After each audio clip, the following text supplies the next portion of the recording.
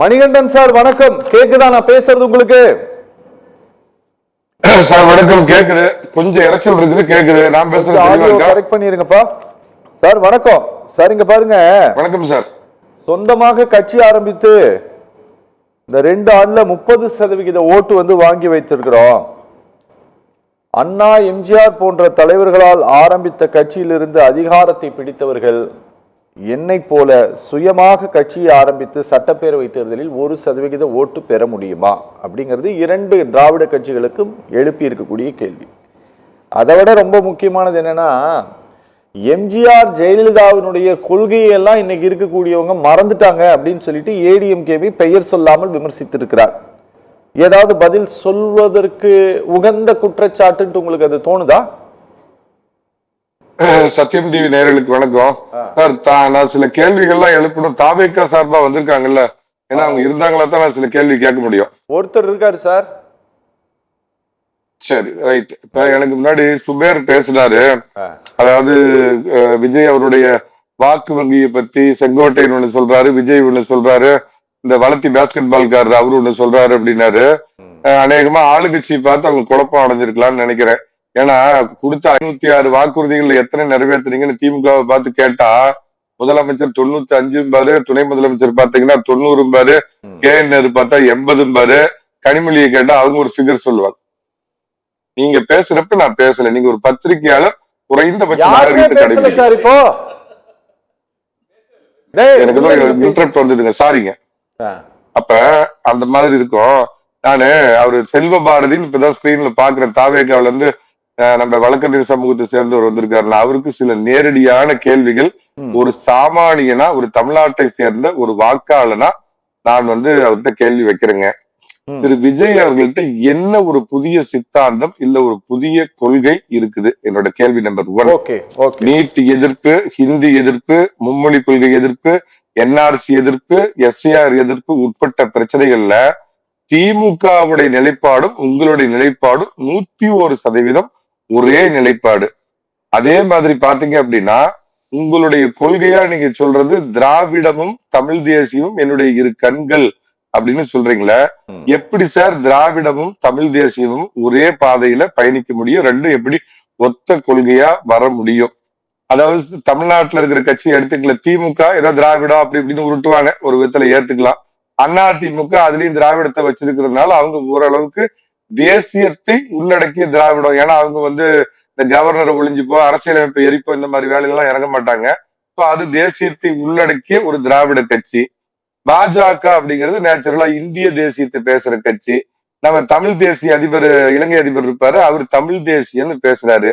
தமிழ் தேசியமும் என்னுடைய கொள்கை, திராவிடமும் என்னுடைய கொள்கைனா, பிஜேபி இந்திய தேசியம் எங்களுடைய கொள்கை, தமிழ் தேசியமும் எங்கள் கொள்கைன்னு சொன்னா எப்படி நகைப்புரியதா இருக்குமோ அந்த மாதிரி எப்படி ஒரே நேரத்துல முரண்பாடான 2 குதிரைகள் மீது சவாரி செய்ய முடியும்? அதே மாதிரி கொள்கை தலைவர்கள் ஒரு 5 பெரும் ஜாதியை சேர்ந்தவர்களை நீங்க தலைவர்களா வச்சிருக்கீங்க சார். நான் தவறு சொல்ல, நீங்க அத கொள்கை ரீதியா வச்சுன்னு சொல்லுங்க. நீங்க பாத்தீங்கன்னா வீரமங்கை வேலுநாச்சியார் வச்சிருக்கிறதுல எந்த மாறுபட்ட கருத்தும் இல்ல. அதை விட இந்தியா முழுக்க இன்னைக்கு எல்லாத்துக்கும் தெரிஞ்ச ஒரு யாருன்னா, தேசியமும் தெய்வீகமும் எனது 2 கண்கள் வாழ்ந்த பாத்தீங்க அப்படின்னு சொன்னா பசும்பொன் ஐயாவை நீங்க தவிர்த்துட்டு அதுக்கு முன்னாடி போய் ஒரு சுதந்திர போராட்ட வீராங்கனை நீங்க வைக்கிறீங்க அப்படின்னா, ஏன்னா சில குருடர்கள், அண்டர்லைன், சில குருடர்கள் பசும்பொன் தேவரை வேற மாதிரி அவர் ஒரு சாதிய தலைவராக சொல்றதுனால, ஒருவேளை அவர் படத்தை நாம பயன்படுத்தணும் அப்படின்னு சொன்னா வேற மக்களுடைய படம், அதை வேற மக்களுடைய ஓட்டு நமக்கு வந்துடாது அப்படிங்கிறதுக்காக அதுலயும் ஒரு உள்நோக்கம். காமராஜரும் ஈவேராவையும் எப்படி சார் 2 பேர்த்தையும் ஒரே மாதிரி கொள்கை தலைவரா வச்சிருக்க முடியும்? சுதந்திரம் ஒரு கருப்பு நாள், வெள்ளக்கார துறைகளை எங்களுக்கு சுதந்திரம் கொடுக்காதீங்க, நீங்களே எங்களை ஆளுங்க, எங்களுக்கு ஆள தெரியாது அப்படின்லாம் பேசினவரும், சுதந்திரத்திற்காக 15 வருஷம் ராத்திரி பகலா சிறையில இருந்த காமராஜர் எப்படி சார் ஒரு என்னங்க பேசலாம் சார்? ரைட்டுங்க, எப்படி சார் 2 பேரும் கொள்கை தலைவரா இருக்க போறாங்க? அப்புறம் என்ன சொல்றாரு, கொள்கை எதிரி அரசியல் எதிரிங்கிறாங்க. ஏன் சார் கொள்கை எதிரி தானே சார் உங்க அரசியல் எதிரியா இருக்க முடியும்? அது எப்படி சார் அரசியல் எதிரி வேற கொள்கை எதிரி வேற அப்படின்னு ஒரு இதா அவர் சொல்றாருங்க. உங்களுக்கு ஓட்டு போடுறதுக்கு பதிலா அசல் உங்களை விட வீரியமா அந்த ஒன்றிய அரசு குன்றிய அரசு நீங்களும் அதே வார்த்தையை பயன்படுத்துறீங்க. அப்ப இந்த கொள்கையில நீங்க திமுக கொள்கையை அப்படியே 100% காப்பி அடிக்கிறீங்க. அவங்க பயன்படுத்துற அந்த ஒன்றிய அரசு குன்றிய அரசையும் பயன்படுத்துறப்ப உங்களுக்கு ஓட்டு போடணும்னு நினைக்கிறவன் திமுகவுக்கு அசல் இருக்கிறதுக்கு அப்ப காப்பிக்கு எதுக்கு ஓட்டு போடுவாங்க? இது என்னுடைய முதல் கேள்விங்க. இரண்டாவது, அதிமுக ஒரு ஊழல் கட்சி அப்படின்னு சொல்லியிருக்காருங்க. ரொம்ப சிறப்பு. அதாவது ஒரு பழமொழி சொல்லுவாங்க, ஈஸ்வரின் மனைவி சந்தேகத்திற்கு அப்பாற்பட்டவளாக இருக்க வேண்டும் அப்படிம்பாங்க. யோகிய வர்றாம் பாரு சொம்ப எடுத்து உள்ள வச்சிரு அப்படின்னு கிராமத்துல ஒரு பழமொழி சொல்லுவாங்க. ரோல்ஸ் ராய்ஸ் கார் 5 கோடி ரூபாய் பெருமான காரை வாங்கிட்டு அதுக்கு நீங்க ஆக்ட்ராய் வரி செலுத்த மாட்டேன்னு நீதிமன்றத்துல போய் நீதிமன்றம் உங்க உங்க உங்க பேரை மட்டும் ஜோசப் விஜய் அப்படின்னு போட்டுட்டு நீங்க யாருன்னு எங்களுக்கு தெரியாத மாதிரி முகவரியை கொடுத்து ஒரு வழக்கு தொடர்ந்து இருக்கிறீங்க. இது தேவையான உட்பட பல விதமான நீதிமன்ற கண்டனத்துக்கு உள்ளானவர். அவர் அதே மாதிரி வருமான வரி பிரச்சனை அவருக்கு இருக்குது. அந்த புலி படத்துல அவரு தானே ஒத்துக்கொண்டது 5 கோடி ரூபாய் நான் கருப்பு பணமா வாங்கினேன்னாரு சார். நான் இன்னொன்னு கேக்குறேன் சார், ரசிகர்களை காலகாலமா உங்களை நம்பி இருக்கிற ரசிகர்களை அவங்க பிளாக் டிக்கெட் வித்து அந்த பிளாக் டிக்கெட் மூலமா பணம் சம்பாதிக்கிறது, இதை எதையாவது நீங்க தடுத்திருக்கிறீங்களா? இல்ல உங்க திரைத்துறையில நடந்த குற்றச்சாட்டுகள் முறைகேடுகளை பத்தி நீங்க என்னைக்காவது நீங்க சுத்தப்படுத்தி இருந்தீங்கன்னா நீங்க இன்னைக்கு சமுதாயத்தை சுத்தப்படுத்த நான் வீரன் நானு அப்படின்னு நீங்க சொல்லிக்கலாம் சார்.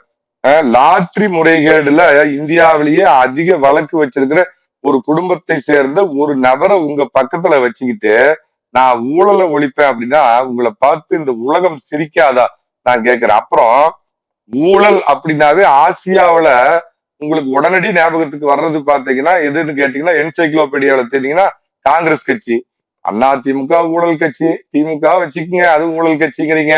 ஆனா காங்கிரஸை பத்தி மட்டும் எதுவுமே வாய் திறக்காம காங்கிரஸ் கூட்டணிக்கு வருமானு இந்தியாவுல ஊழலுடைய தாய் தகப்பன் இமயமலையான காங்கிரஸ் மட்டும் எப்படியாவது நம்ம கூட வருமா வருமா அப்படின்னு இன்னைக்கு வரைக்கும் காத்துக்கிட்டு இருக்கிறாரு.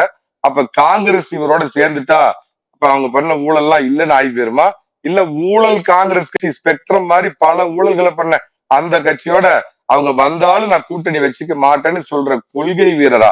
இவ்வளவு முரண்பாடுகளை ஒரு மனிதர் வச்சுக்கிட்டு இவர் எந்த விதத்துல சார் இவர் ஒரு மாற்று அப்படின்னு சொல்றார். நான் முக்கியமான இன்னொரு கேள்வி கேட்கிறேன் சார். என்னைக்கு இந்த கரூர் துன்பியல் சம்பவம் ஜாலியன் வாலாபாக் நடந்ததோ நெஞ்ச நிமித்திக்கிட்டு சொல்றேன், 2 விதமான பக்கம் பிரிஞ்சுக்கிட்டு அவங்கவுங்க ஜாலரா அடிச்சாங்க. ஒருத்தர் என்ன சொன்னாங்க, அரசாங்கத்து மேல என்னங்க தப்பு இருக்குது, இந்த விஜய் தாங்க இப்படி பண்ணாரு, அரசாங்கம் என்னங்க தப்பு பண்ணுங்கிறப்ப அந்த அரசியல் விமர்சகர்கள் நோக்கி நான் கேள்வி கேட்டேன். ஏன் இப்ப எடப்பாடி பழனிசாமி அரசாங்கம் இருந்தாலும் நீங்க இதே மாதிரிதான் சொல்லுவீங்க. சில பேர் அரசாங்கத்துக்கு ஜாலரா அடிச்சாங்க, சில பேர் அதிமுக உட்பட விஜய் மேலதான் தப்பு, விஜய் தான் இதுக்கு குற்றவாளிங்கிற மாதிரி சொன்னாங்க. அரசாங்கத்தை அவங்க விஜய் குற்றம் சொல்லாம அரசாங்கத்தை மட்டும் குற்றம் சொன்னாங்க. ஆரம்பத்துல இருந்தே 11 பச்சிளம் குழந்தைகள் உட்பட 41 பேர் இறந்து போன இந்த படுபாதக செயலுக்கு ஜோசப் விஜயும் காரணம், ஜோசப் ஸ்டாலினும் காரணம்னு சொன்ன ஒரே ஆள் நான் தான். அரசாங்கம் தவறு, உன்னை பாக்குறதுக்காக லைட் ஆஃப் பண்ணிட்டு வர்றது 6 மணி நேரம் லேட்டா சொன்னதுக்கு முழு காரணம் நீங்க தான். 2 பேர்த்தையும் விமர்சனம் பண்ண தமிழ்நாட்டிலேயே முதுகெலும்புள்ளாத எவன் பக்கமும் சார்பு இல்லாம பேசுறவன் நான் ஒருத்தன் தான். அதை விட்டுருங்க. இவர் அந்த செத்து போன குடும்பத்தெல்லாம் கூப்பிட்டு அங்க இவர் இது கொடுத்தாரு, அவங்களுக்கு இதெல்லாம் பண்ணினார் அப்படிங்கறதெல்லாம் விட்டுருங்க சார். அது கூட நான் தப்பு சொல்லல. நாளைக்கு நீதிமன்றத்துல என்ன தீர்ப்பு வரட்டும், 11 பச்சிளம் குழந்தைகள் உட்பட உன்னை பார்க்க உன்னை ரசிக்க உன் பேச்ச கேட்கறதுக்கு அங்க வந்தவங்க செத்து போனதுக்கு இன்னைக்கு வரைக்கும் பொதுவெளியில சமுதாயத்துல தமிழ் மக்கள்கிட்ட கை கூப்பி மாரல் ரெஸ்பான்சிபிலிட்டி, ஐயோ என்ன பார்த்து இந்த மாதிரி ஒரு கொடும் துயரம் இன்னைக்கு உங்களெல்லாம் இழந்து நிக்கிறேன, என்னை மன்னித்து விடுங்கள், இந்த கொடும் துயரத்திற்கு நான் காரணமாகி போய்விட்டேன், நாளைக்கு நீதி எந்த மாதிரியான தீர்ப்பு கொடுத்தாலும் என் மனசாட்சி உறுத்துகிறது, ஆகவே என்னை மன்னியுங்கள். இந்த பனையூர் பங்களாவாசி, இந்த பனையூர் பண்ணையார் இது வரைக்கும் அந்த மாதிரி ஏதாவது கேட்டிருக்காரு சார்? போய் 71 நாள் ஒளிஞ்சுக்கிட்டு 71 நாள் அங்க போய் அந்த ஊட்ட பனையூர் பங்களாவில இருந்து வெளியே வராம திரு எடப்பாடி பழனிசாமி பண்ண மிகப்பெரிய தவறு. அவர் இவருக்கு ஆதரவு தெரிவிச்சு கரூர்ல போய் பேட்டி கொடுத்து உயிர் தண்ணி கொடுத்து இவரை உயிர்ப்பிச்சு வர்றதுக்கு ஒரு நன்றி கூட சொல்லாம இவரை எந்த விதத்துல ஒரு மாற்று அரசியல்வாதி, இந்திய தேசியம் வேணுமா நான் பிஜேபிக்கு ஓட்டு போடுவேன், தமிழ் தேசியம் வேணுமா தீமானுக்கு போடுவேன், திராவிட வேணுமா திமுகவுக்கு போடுவேன், தேசியத்தை உள்ளடக்கிய பிரிவினைவாதம் இல்லாத ஒரு கட்சி வேணுமா நான் அதிமுக ஓட்டு போடுவேன். உங்களுக்கு நீங்க யோக்கியனா, ஊழலுக்கு அப்பாற்பட்டவரா? இல்ல அதே மாதிரி சொல்றாரு இன்னொருத்தங்க வச்சிருந்த கட்சியில இவங்க எல்லாம் வந்திருக்கிறாங்களே, எஸ்.ஏ. சந்திரசேகர்னு அந்த காலத்துல பிரபலமான அந்த டைரக்டரோட மகனா இல்லாம இருந்திருந்தா இவ்வளவு பெரிய புகழ்பெற்ற நடிகரா வந்திருப்பாரா விஜய்? இதுக்கெல்லாம் அவரை பதில் சொல்ல சொல்லுங்க. 2வது ரவுண்ட்ல வச்சுக்கிறேன் சார். பேசலாம்.